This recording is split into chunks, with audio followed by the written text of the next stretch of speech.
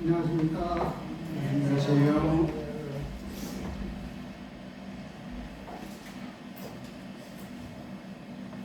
명절 잘 쉬셨습니까? 네. 이제 오늘도 10월까지 되었습니다. 근데 오늘서부터는 이제 조금 전에 잠깐 나갔다 왔는데도 한낮인데도 서늘합니다. 그래서 조금 긴 팔들을 이제 잘 챙겨서 입으셔야 되지 않을까 하는 생각이 들었습니다. 오늘은 마태복음 22장입니다. 마태복음 22장 1절에서 14절 말씀입니다.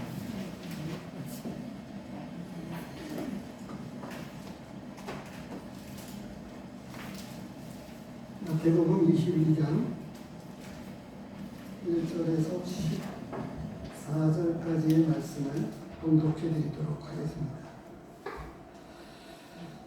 예수께서 다시 비유로 대답하여 이르시되 천국은 마치 자기 아들을 위하여 혼인잔치를 베푼 어떤 임금과 같으니 그 종들을 보려 그 청한 사람들을 혼인잔치에 오라 하였더니 오기를 싫어하거늘 다시 다른 종들을 보내며 이르되 청한 사람들에게 이르기를 내가 오찬을 준비하되 나의 소와 살찐 짐승을 잡고 모든 것을 갖추었으니 혼인잔치에 오소서 하라 하였더니 그들이 돌아보지도 않고 한 사람은 자기 밭으로 한 사람은 자기 사업하러 가고 그 남은 자들은 종들을 잡아 모욕하고 죽이니 임금이 노하여 군대를 보내어 그 살인한 자들을 진멸하고 그 동네를 불사르고 이에 종들에게 이르되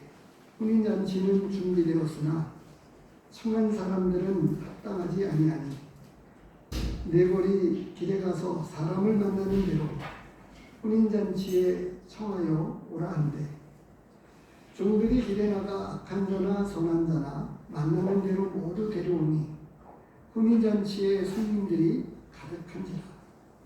임금이 손님들을 보러 들어올세 거기서 예복을 입지 않은 한 사람을 보고 이르되 친구여 어찌하여 예복을 입지 않고 여기 들어왔느냐 하니 그가 아무 말도 못하거늘 임금이 사람들에게 말하되 그 손발을 묶어 바깥 어두운 데에 내던지라.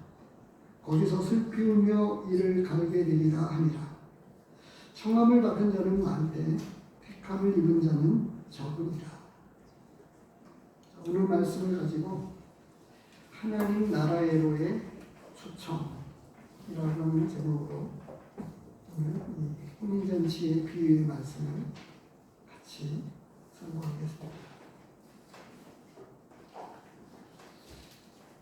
사람들이 천국과 지옥이라고 하는 개념을 모르는 사람은 아무도 없을 거예요. 우리 믿는 성도님들에게는 천국, 하나님 나라에 대한 개념을 어떻게 갖고 있는지는 모르겠습니다. 사람을 이야기할 때에 저는 그런 표현을 쭉 써왔습니다만 사람을 출생과 양육으로 이렇게 나눈다고 하게 될 때에 구분되어지기도 하고 그렇게 우리는 곧잘 표현하기도 합니다만 사람을 그렇게 나누게 될 때에 나눌 수가 없습니다. 출생과 양육은 한 사람의 생명에 관해서 이어지는 연장선입니다. 구분지어서 표현은 할 수 있을지라도 그 사람을 그렇게 나눌 수는 없어요. 그런데 이제 지옥에 관해서 많은 사람들이 어렴풋이나마 그 나름대로의 개념을 갖고 있습니다. 그런데 이 지옥에 관해서 사람들이 잘 모르는 것이 있습니다. 교회 다니는 사람도 지옥에 간다고 하는 사실을 잘 모른다고 하는 거예요. 아마 알고 있다고 하면 나쁜 사람들, 큰 죄를 지은 사람들만 지옥에 간다고 이렇게 생각하는 사람들이 참 많이 있습니다. 근데 지옥은 원래 그 사람들을 위해서 준비한 곳이 아닙니다. 하나님께서 지옥은 누구를 위해서 준비했냐면 나쁜 짓을 하고 죄를 지은 사람들을 위해서 원래 하나님께서 준비한 것이 아니라고 합니다. 마태복음 조금 넘기시면 25장에 가서 보면 이 지옥은 누구를 위해서 준비했는지 하나님의 말씀에 기록이 되고 있어요.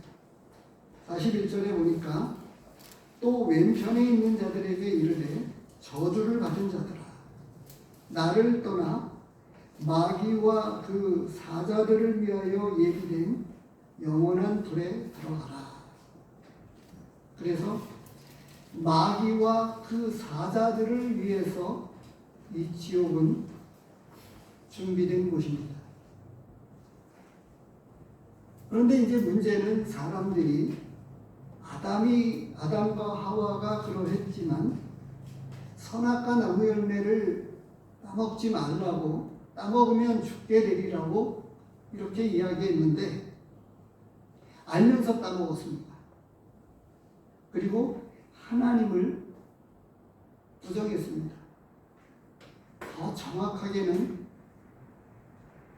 하나님이 아담과 하와 우리 인간을 창조하셨는데 그걸 부인하고 창조주를 거역하고 우리에게는 무한한 자유의지가 있기 때문에 내 마음대로 살 거야.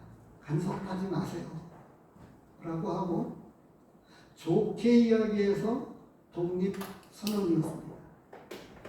정확하게는 하나님 내 삶에 터치하지 마세요. 간섭하지 마십시오. 이렇게 반역을 일으킨 것이었습니다. 근데 이 반역 가운데에는 사단이라고 하는 존재가 유혹했다고 하는 거예요. 어떻게 해요?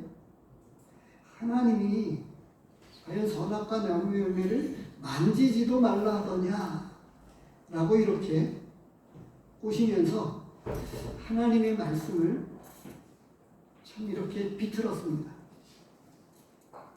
그래서 없는 말도 보태고 이렇게 해서 사람이 다른 마음을 갖도록 부추겼다고 하는 거예요. 그래서 그 인간의 그 시작, 그 가운데에 나와 있는 내용을 가만히 살펴보면 그 내용 가운데 핵심은 하나님처럼 되겠다. 하나님처럼 될 수 있다.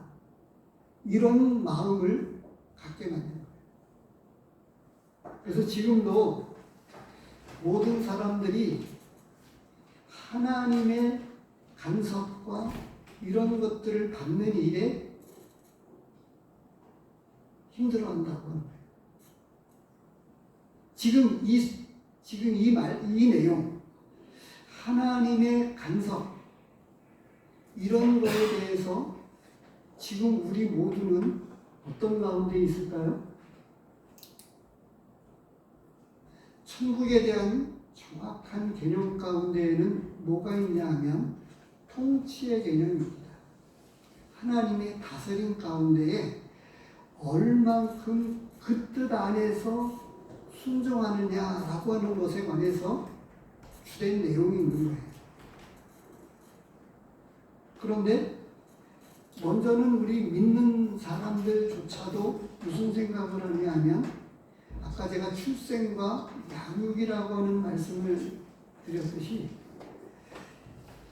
이제 내가 하나님 나라의 백성이 되었다라고 하는 이 개념만 가지고 있다고 하는 거예요. 보세요. 이번 명절을 맞아서 떨어져 있었던 자녀들을 만나고 가족들과 함께 어떤 시간을 보내었습니까? 즐거운 시간을 보냈습니다. 네, 즐거운 시간을 보냈습니다. 근데 그 즐거운 내용이 무엇이었습니까? 함께 서로 기쁨을 나누고 먹고 네, 그랬습니다. 함께 했다고 하는 거예요. 주된 내용이 뭐죠? 먹는 거였어요. 그리고 사랑의 대화를 나누었다고 하는 거예요. 근데 그게 풍성하다고 하는 거예요. 마음을 따뜻하게 한다고 하는 거예요. 내 자녀들이기 때문에 그렇고, 내 손주들이기 때문에 그렇고, 나의 부모님이기 때문에 좋다고 하는 거죠. 내용이 그렇게 뭐 특별하다고 말할 수 있는 게 별로 없는 거예요. 여행을 한다고 해도 그렇습니다. 여행을 한다고 해도 밖에 나가서 아름다운 자연을 보는 건데 가족들과 함께 그것을 공유하고 함께 본다고 하는 것 말고는 아름다운 자연은 지금 저 뒤에 있는 달력 그 섬 독도인지 모르겠는데요. 저 달력 가운데 아름답게 묘사된 이제 곧 나뭇잎이 울긋불긋 물들고 은행잎이 노랗게 이렇게 떨어지면 아직은 푸르릅니다. 아직은 물들지 않았어요. 낙엽이 아직 안 떨어지고 있습니다. 곧 이제 그것을 우리는 보게 될 거예요. 근데 아름답게 물든 그것이 참 아름답다.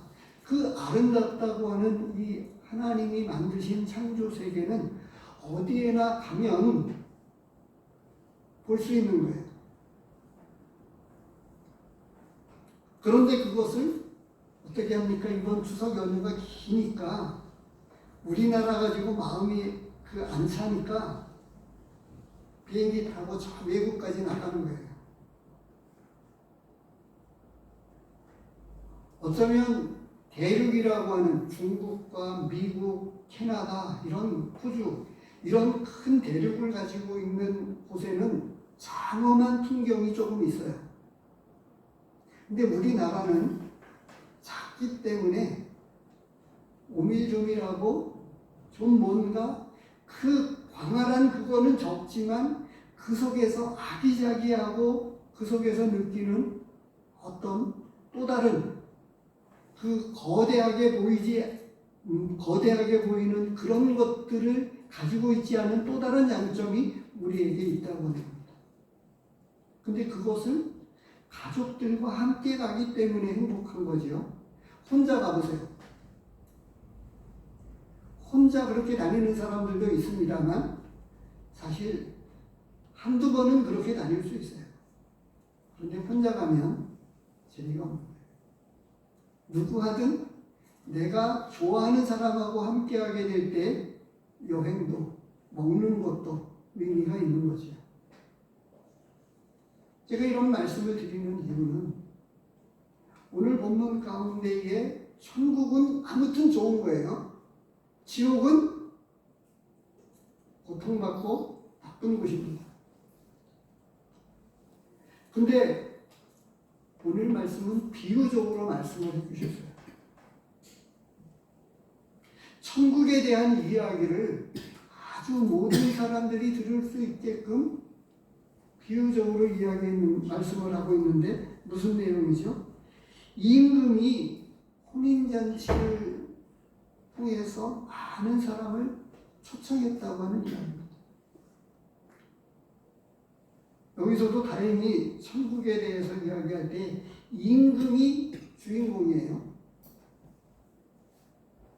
혼인잔치를 열어서 잔치를 열었다고 하는 거예요. 그래서 온갖 부족하지 않게끔 다 해가지고 초청을 했는데 어떻게 했습니까? 오늘 주보에 제가 4가지로 이것을 구분했습니다. 첫 번째로는 이제 종들을 보냈습니다. 이 임금이 3절에 보니까 자 2절 보십시오. 천국은 마치 자기 아들을 위하여 혼인잔치를 베푼 어떤 임금과 같으니 라고 하면서 이제 3절에 그 종들을 보내어서 초청했습니다.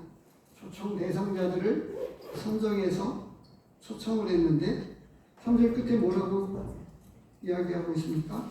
오기를 싫어했다. 이렇게 이야기했어요. 초청했는데 싫다고 한 거예요.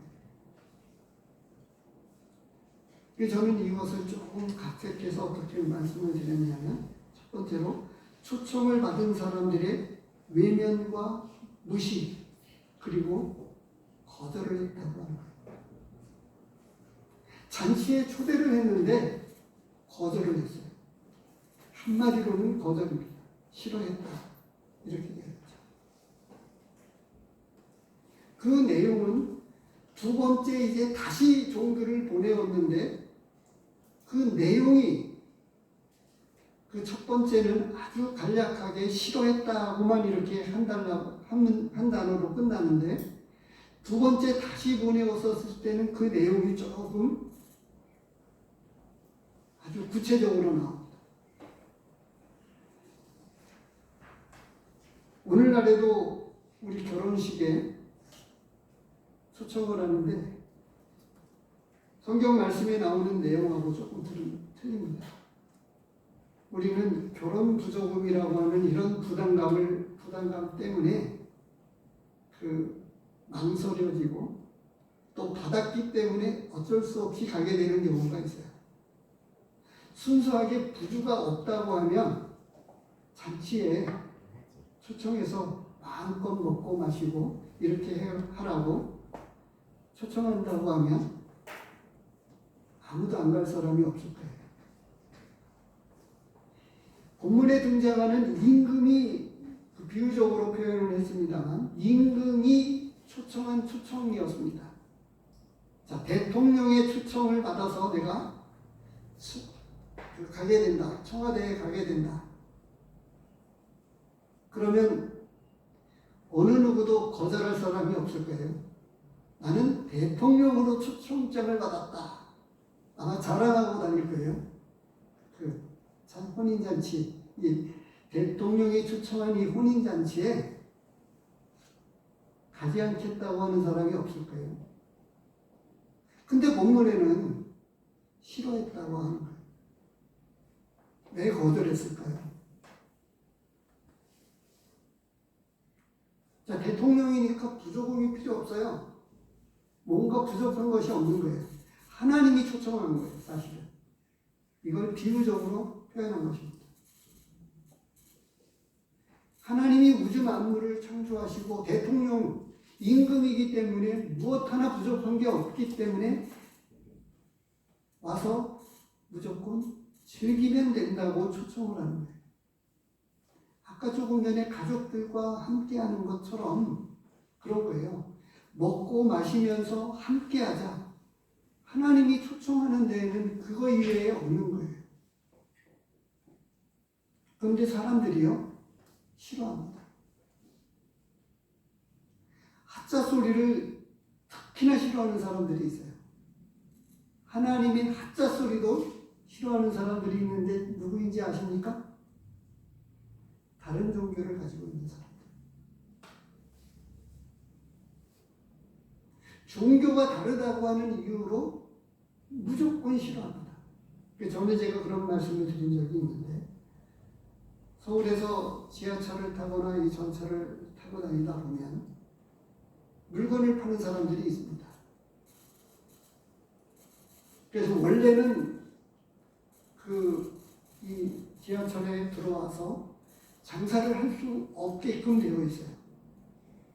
그런데도 이제 먹고 살자고 법으로는 금지되어 있음에도 불구하고 물건을 파는데 사람들이 너그러워서 물건을 파는 데에는 아무 소리 안 해요. 근데 그 중에 전도하러 다니는 사람들이 있습니다.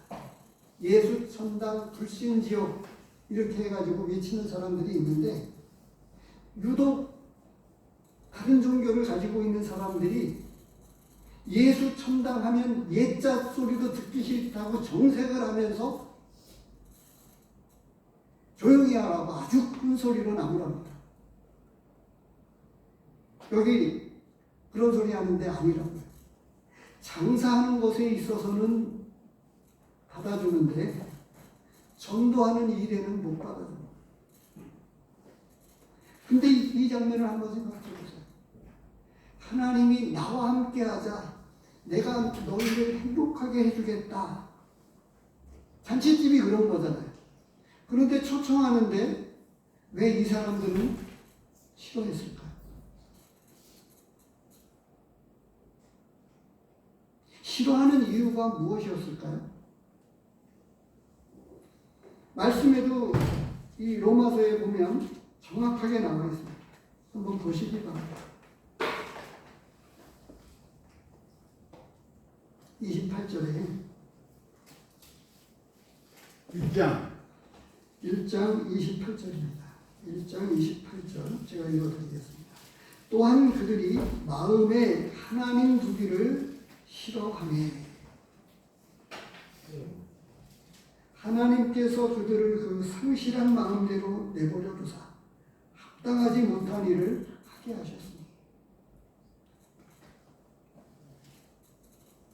요 얼마 전에, 요 며칠 전에 제 아내가 마약에 중독된 사람의 간증을 듣고 나더니 아주 심각한 표정을 지으면서 이야기하다. 가수였는데 친구가 살짝 불러가지고 꼬신 거예요. 마약이라고도 이야기 안 하고 한번 먹어보라고. 근데 딱 한 번 먹고 중독이 된 거예요. 그리고 나서는 중독되고 나서 취하면 술에 그냥 취한 정도가 아니고 마약에 이게 한번 중독이 되면 정신을 못 차립니다. 눈가에 문신을 하고 온몸을 다 망치는 거예요. 그리고 마약을 중독된 한 번 중독을 통해서 그 마약을 판매하는 거예요. 그래서 그 나라와 그 지역을 망치는 데에는, 망하게 하는 데에는 마약보다 더 좋은 게 없어요. 그리고 중독되고 나면 내 마음대로 요리할 수 있는 거예요, 그 사람을. 근데 지금 그런 거예요. 사단이 그렇게 하는 거예요. 사단이 은밀하게 한두 가지를 딱 줘가지고는 돈 맛을 들이는 거예요. 돈이 주는 행복이 얼마나 좋은 건지 아니? 말은 그렇게 안 해요. 사단이 그렇게 안 합니다. 마약을 중독시킬 때에도 똑같은 거예요. 이거 먹으면 그냥 기분이 날아갈 것 같고 조금 제가 각색해서 표현을 하는 거예요. 그러니까 중환자들, 곧 죽음을 앞둔 분들이 이 몸의 고통을 이기기 어렵다고 하게 될 때에 의사의 처방에 의해서 마약성 주사를 맞는 거예요. 잠시나마 그 고통을 잊게 해주기 위해서 이제 얼마 남지 않은 사람들에게는 어쩔 수 없이 그런 처방을 하게 되거든요. 왜냐하면 너무 고통스러우니까. 그런데 죽음을 앞둔 사람이 아닌 사람들에게 아주 한두 가지씩 던져줘가지고 중독시키는 거예요. 돈 맛에 취하면요, 그것도 중독성이 아주 깊어가지고요. 자, 우리 사람은 딱 3끼를 먹어요. 3끼 이상도 먹죠. 뭐 여러 가지. 그런데 잘 먹으면 얼마나 잘 먹을 수 있을까요? 집이 또 하룻밤 잔다고 할 때 집이 얼만큼 화려하면 잠자리가 그만큼 편하고 행복할까요? 근데 그 8시간, 7, 8시간 그 잠자리를 위해서 어마어마한 투자를 해서 집을 마련하는 거예요. 적당하면 좋은데, 근데 그 욕심이 들어가면, 돈 맛에 취하면 온갖 것을 꾸며놓고도 부족하다고 생각을 하는 거예요. 개구리 올챙이 시절 잊어버린다고 하듯이 지금 우리는 초가집 살 때, 좋은 아파트 안 살 때 그냥 내 집 하나만 그냥 가지고 있으면 좋겠다라고 생각했는데 이제 웬만한 집 가지고는 성이 안 차는 거예요. 이미 잊어버렸어요. 젊은 사람들에게는 그 이야기가 나 때는 했다가는 큰일 납니다. 하나님이 하나님의 집에 초청을 해가지고 마음껏 즐기라고 초청을 했는데 왜 싫어할까요? 하나님 두기를 싫어한다고 되어 있고요. 에레미야서 그냥 제가 읽어드릴게요. 에레미야서 9장 6절에 이렇게 되어 있어요. 내가 사는 곳이 속이는 일 가운데 있도다. 그들은 속이는 일로 말미암아 나를 알기를 싫어하느니라. 여호와의 말씀입니다. 나를 알기를 싫어한다. 이렇게 되어 있는 거예요. 근데 그 배경 가운데 무슨 말씀을 해주고 있냐면 속고 속이면서 사는 사람들이 하나님을 알면, 진리를 알면 너무 좋은데 속고 속이는 세상에 사니까 적당하게 속아서 그렇게 사는 거예요.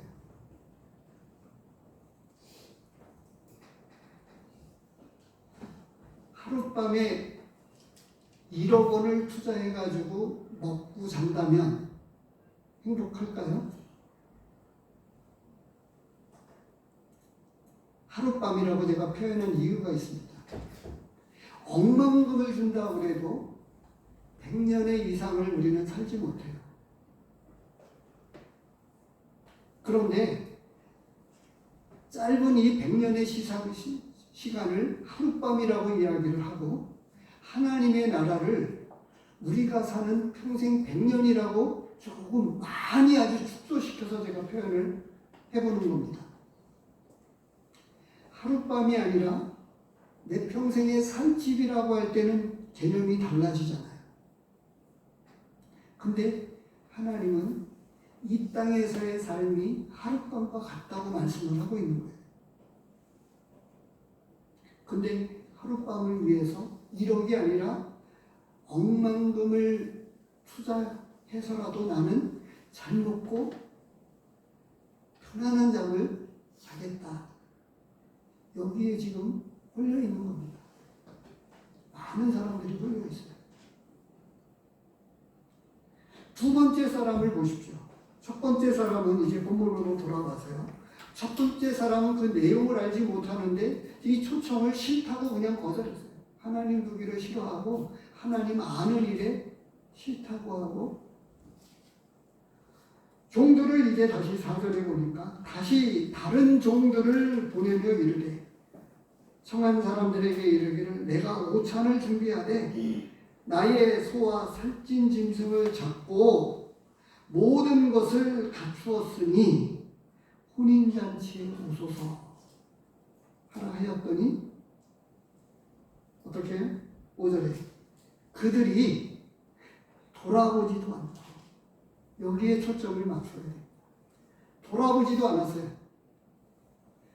종들을 보냈는데 그 종들을 대해서도 이야기하지 않고 뒤에서 자기 할 일 하면서 쳐다보지도 않은 채도 돌아보지도 않고 어떻게 해요? 한 사람은 자기 밭으로, 한 사람은 자기 사업하러 가고.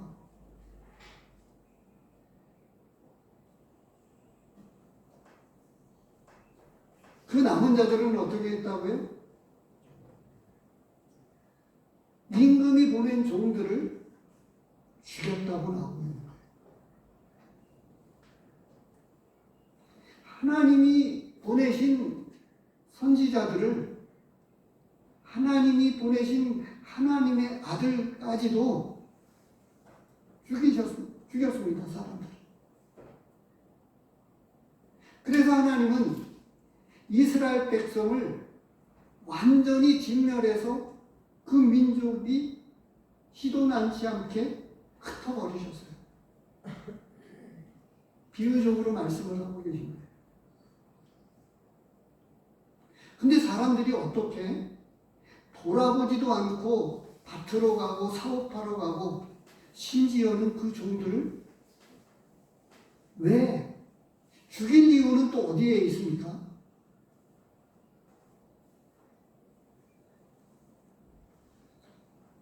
내 자유가 너무 소중해서 초청이 누가 초청했는지에 대해서도 관심 없고 내가 전부인 거예요. 내가 하나님인 거예요. 내가 전부이기 때문에 그 누구로부터도 초청도 싫고 무엇도 싫고 다 싫다고 하고 여전히 나는 내가 하는 일에 정성을 쏟고 내가 사업해서 내가 돈 벌어서. 그런데 보십시오. 지금껏 살아오면서 내 마음대로 되던가요?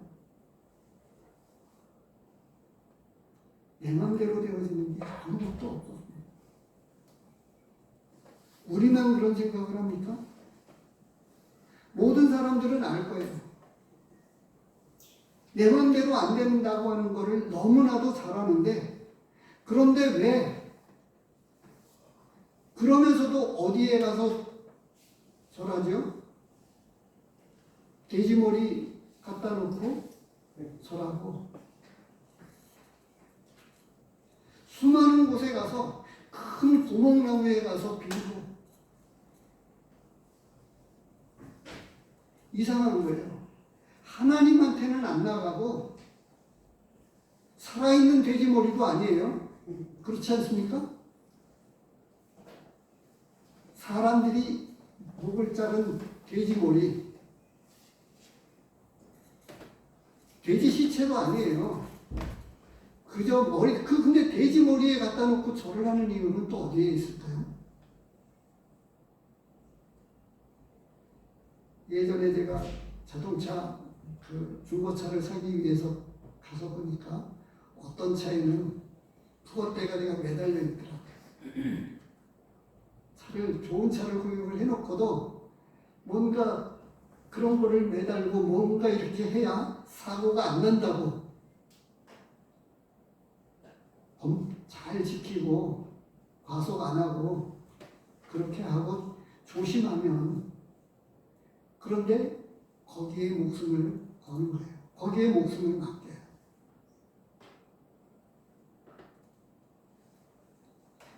그래서 저는 그것을 각색해서 이 하나님의 초청을 무시하고 또는 하나님을 모욕하고 원수로 대합니다. 종들을 죽인 이유를 놓고 따지면 이유가 없는데 그렇게 해서 하나님과 원수가 지는 거예요. 비유적으로 말씀한 이 내용을 보면 임금의 종을 죽이면 어떻게 되겠어요? 임금이 군사들을 이끌고 와서 나와 내 집안을 완전히 죽이지 않겠어요?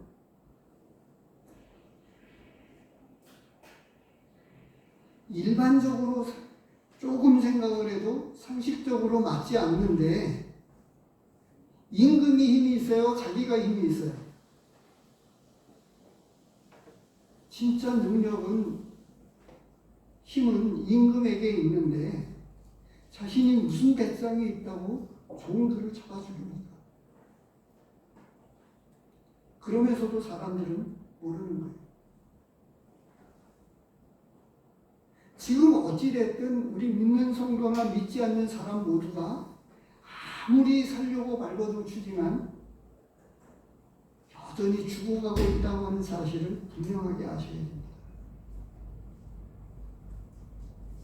지금 우리는 하루하루를 보내면서 죽음을 향해서 하루하루 다가가고 있는 거예요. 그래서 이제 9월 달을 정리하고 이제 10월 달이 지나가고 있는데 그만큼 내 수명은 줄어들었습니다. 하루 더 가까웠어요.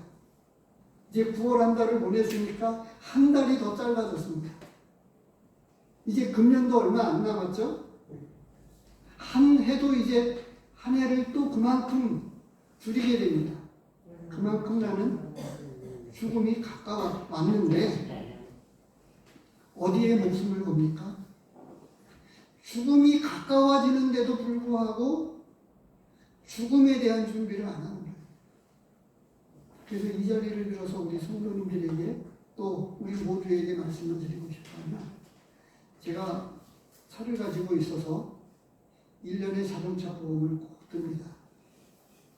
그리고 조금 더 안정적으로 혹시 외제차, 비싼 차에 접촉사고라도 날까봐 대물, 대인 이거를 높게 잡아가지고 피해 보상을 만약에라도 사고 날 때에 피해 보상을 조금 안전하게 하기 위해서 2억, 3억 그전에는 작은 금액으로 들었던 거를 대물도 마찬가지고 대인도 조금 더 많이 드는 거예요. 그런데 사고 나지도 않는 가운데서도 제가 교통사고 나서 큰 사고 난 적이 없는데 그런데도 지금 계속 자동차 보험을 들거든요. 그것뿐입니까? 사람들이 다쳐서 병원 갈까봐 또 병에 걸려서 저기 될까봐 다 보험 하나 다 들고 계시잖아요. 근데 사람들에게 제가 묻습니다. 영혼에 대한 보험을 들지는 않겠습니까? 근데 이거는 확실한 보장보험이에요. 하나님이 책임져 주시는 보험을 들어놓으면 우리 영혼이 안전하고 하나님이 책임져 주시는 그 보험을 들어놓으면 우리 영혼이 안전한데 하나님께 대한 보험을 안 들고 지금 이 땅에서의 보험만 열심히 들면서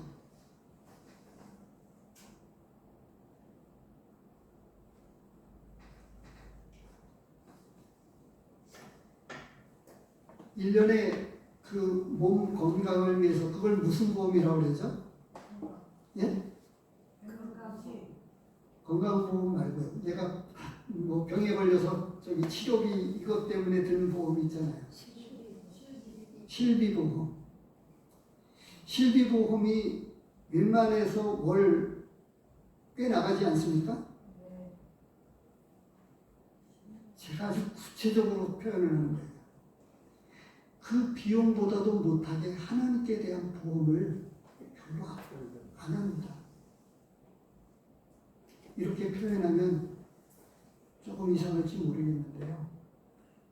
세상 보험은 아낌없이 없다 해도 실비보험을 계속 납입은 하는데요. 우리 영혼보험에 대해서 실비보험보다 못하게 보험을 들고 있다고 하는 사실을 기억하셔야 됩니다.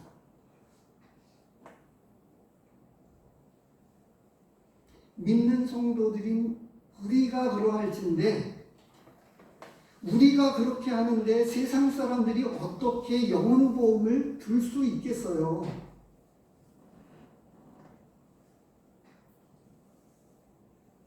이 사람들이 정신 나갔지. 글쎄 임금의 종들을 잡아 죽이기까지 하다니. 마귀에게 속아 넘어가면 그렇게 되는 거예요.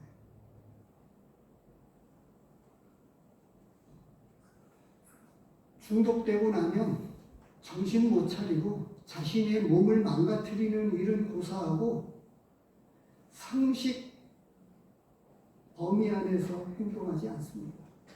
상식 자체가 존재하지 않아요. 무엇인가 흘려서 그리고 나서는 정신 못 차려요. 세 번째 사람을 보시기 바랍니다. 그래서 이제 이 초청장을 다 무시하고 이제 어떻게 했습니까?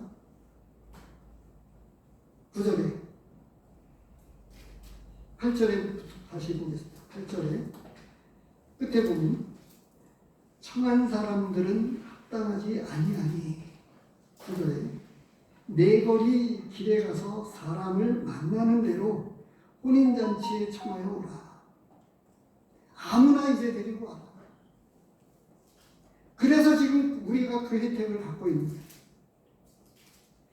아무나 오라고 하나님이 초청해서 그 초청을 받아가지고 우리가 지금 이렇게 예수님 앞에 나가 있는 거예요.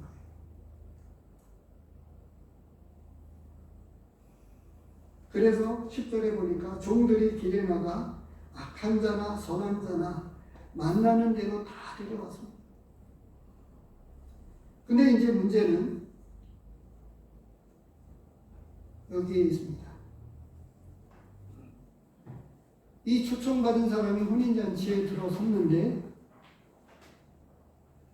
어떻게 하죠? 임금이 이제 11절에 임금이 손님들을 보러 들어올 때 거기서 예복을 입지 않은 한 사람을 보고 아마도 영화나 드라마에서도 그런 거 보셨는지 모르겠어요. 리셉션장에서 이 어떤 그런 파티 자리에 가면 파티 예복이 있어요.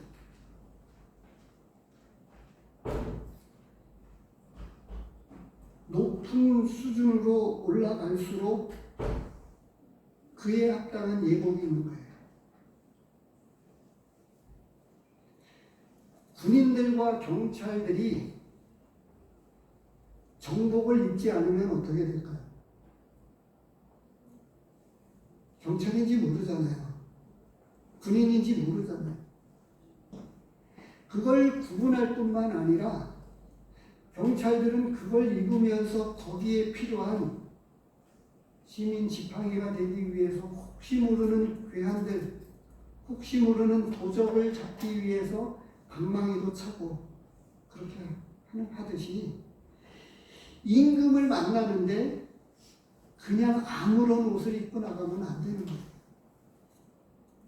예복을 입어야 된다고 하는 거예요. 하나님 나라에서도 하다못해 어떻게 하죠? 결혼하는데 신부가 드레스를 안 입는다. 약식 드레스도 있습니다만 결혼식의 드레스처럼 어떤 커다랗고 호화로운 그런 파티 이런 곳일수록 거기에 어울리는 예복이 있습니다. 이게 일반적인 상식인 거예요. 당시에도. 지금 우리는 이렇게 편리한 생활을 합니다만 구약에서도 제사장들이 아무런 옷을 입고 나가지 않았습니다. 제사장들이 제사장의 의복을 입어야만 했습니다. 동일합니다.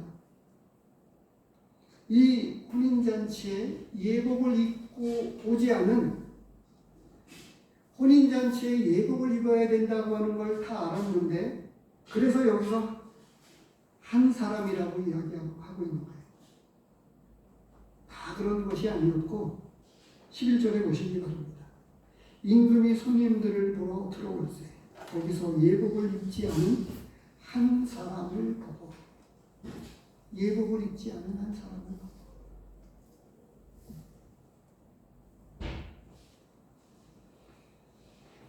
이사야서 61장을 보시기 바랍니다.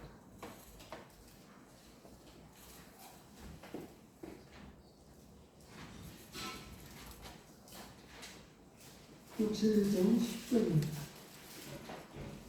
문제는 10절을 읽어주시겠습니까? 61장 10절.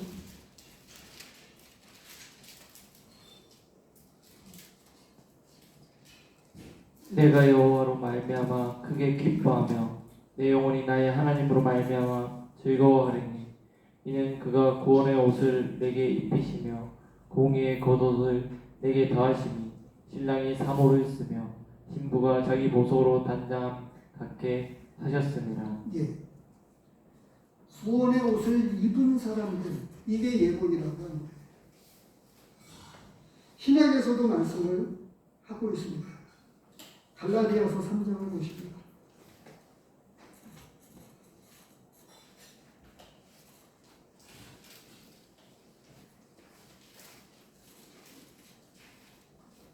(27절) 네, 한 번 더 읽어보세요. 27절, 3장 27절. 누구든지 그리스도와 합하기 위하여 세례를 받은 자는 그리스도로 옷 입었느니라. 예. 여기서 표현을 정확하게 보셔야 됩니다. 그리스도와 합하기 위하여 세례를 받은 자들이 그리스도로 옷 입었다 이렇게 되어 있는데요. 정확하게 표현하면 이런 거예요. 이전에 살던 가치관, 이전에 살던 모든 것을 이제 완전한 장례식을 치루어서 그리스도가 생명이 되어서 그리스도로 옷 입은 사람들, 이 사람들만 혼인잔치에서 잔치를 즐길 수가 있었다고 하는 겁니다. 장례를 치르고 이제 새 사람이 되어지지 않은 사람들, 이 사람들은 소용이 없다고 하는 거예요. 그래서 오늘 본문을 중심으로 깊이 놓고 보면 13절 말씀입니다. 임금이 사관들에게 말하되 그 손발을 묶고 바깥 어두운 데에 내던지라. 거기서 슬피 울며 이를 갈게 되리라 하니라. 천국과 지옥이 있는데 지옥에 이제 쫓겨나서 하나님의 잔치, 천국에는 못 들어가고 지옥에 쫓겨났다고 하는 거예요. 예복을 입지 않은 사람은 합당치 않아서 쫓아냈다고. 그리고 나서 어떻게 되어 있어요? 바깥 어두운 데서 슬피 울며 이를 갈게 될 정도로. 그래서 지옥은 글자 그대로 그냥 대충 아는 대로 고통받고. 근데 문제는요, 요한복음 5장 29절에 보면 선한 일을 행한 자는 생명의 부활로, 악한 일을 행한 자는 심판의 부활로 나온다. 이렇게 되어 있어요. 이 세상의 삶은 어떻게든 살아가는데, 그런데 문제는 우리 영혼이, 죽음이라고 하는 것은 우리 영혼이 육체와 분리되는 걸 이야기하는 거예요. 다른 분들을 위해서 요한복음 5장 29절 말씀을 정확하게 보십니다.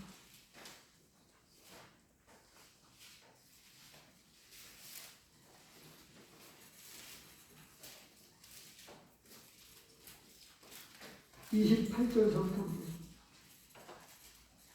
이를 놀랍게 여기지 말라. 무덤 속에 있는 자가 다 그의 음성을 들을 때가 오나니 선한 일을 행한 자는 생명의 부활로, 악한 일을 행한 자는 심판의 부활로 나오리라.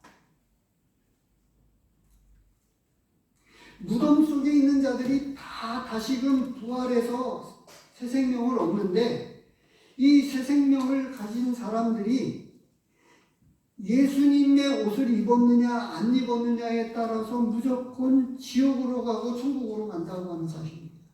비유적으로 말씀합니다. 오늘 말씀이 비유입니다. 천국에 대한 초청인데 하나님 나라에로의 초청입니다. 그런데 첫 번째 사람들은 거절했습니다. 거절하고 외면했습니다. 두 번째, 이 종들을 다시 보내었었을 때 초청을 무시할 뿐만 아니라 하나님을 모욕하고 원수로 대해서 종들을 잡아 죽이기까지 했습니다. 왜 천국을 사람들이 그토록 싫어할까요? 자기가 하나님이기 때문에 그렇고요. 내가 알고 내가 믿고 있는 게 전부인 거예요. 이 우주 만물이 얼마나 광대하고 놀라운지 컴퓨터에 들어가면 지금도 이 옛날에는 허블 망원경이라고 그랬는데 지금은 그보다 더 정교하게 만들어져서 이 광활한 토성, 목성, 요번에도 보름달이 아주 크다고 했습니다. 보지 않았는데요.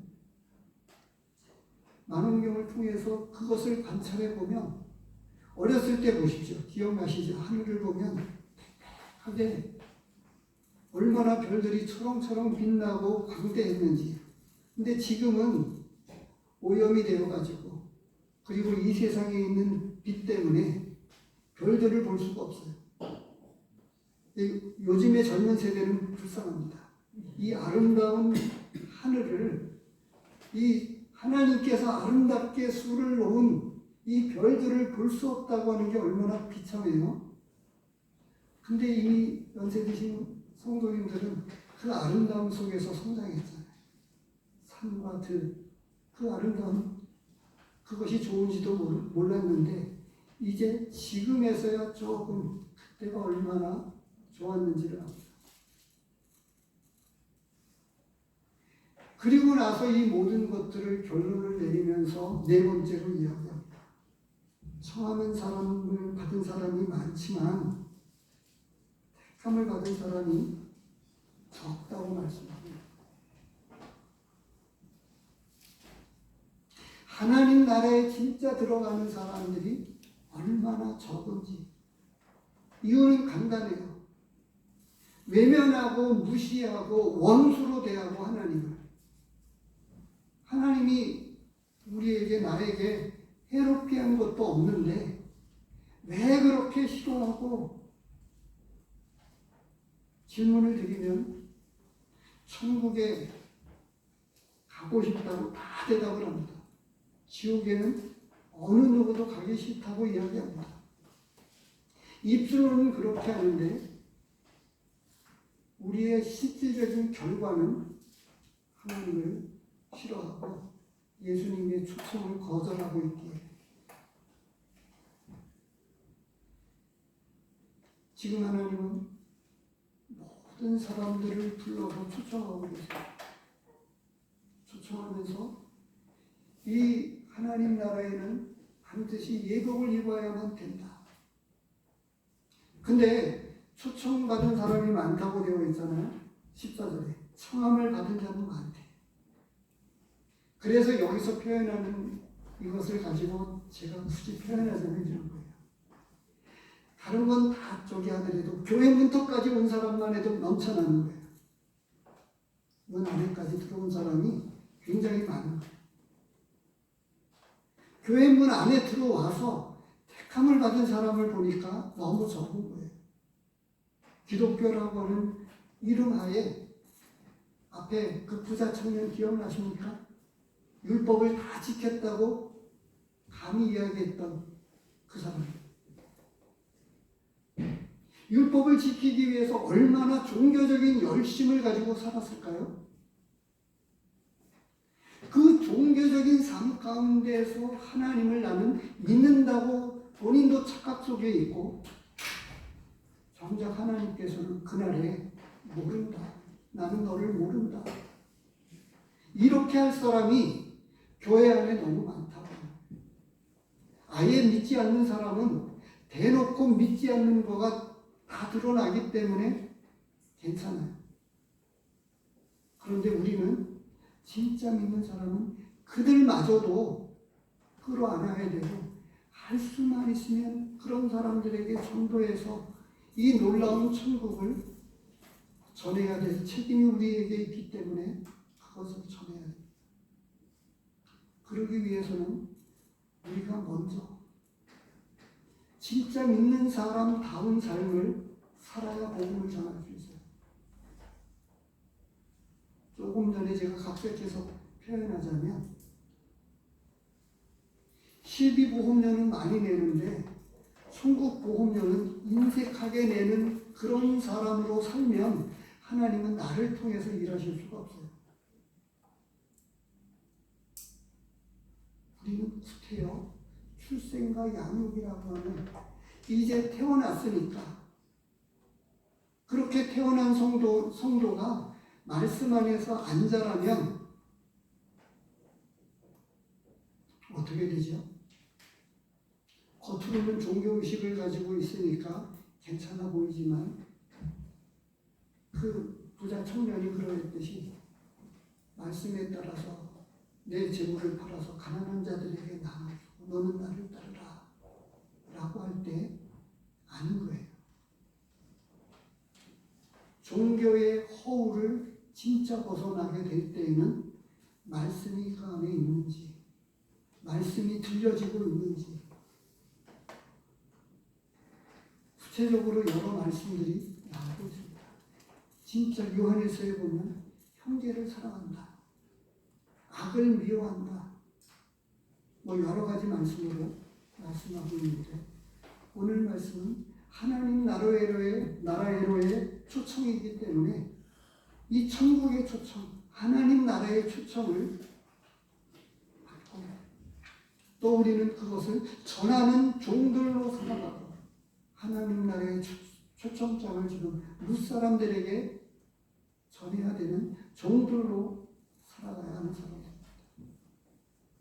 초청을 받을 사람이 마음문을 열고 하나님 나라에 이 세상은 그렇게 고통스러운 지금 다 남들 눈에 보기에는 화려해 보이지만 우리 모두는 수고와 슬픔뿐인 인생을 살다가 가는 것입니다. 그런데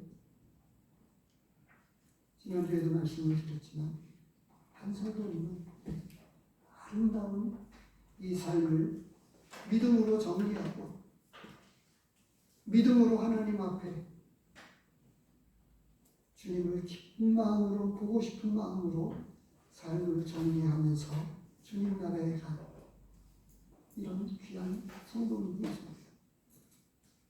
그런 삶을 우리가 살아가면서 천국을 전하는 자들이 되기를 원하고 또 우리 가운데 이 하나님의 초청을 받아서 우리 영혼이 지옥에 가지 않고 하나님의 초청을 받아서 그리고 그리스도의 예복을 입어서 하나님 나라의 잔치에 들어가게 되는 모든 분들이 되기를 원합니다.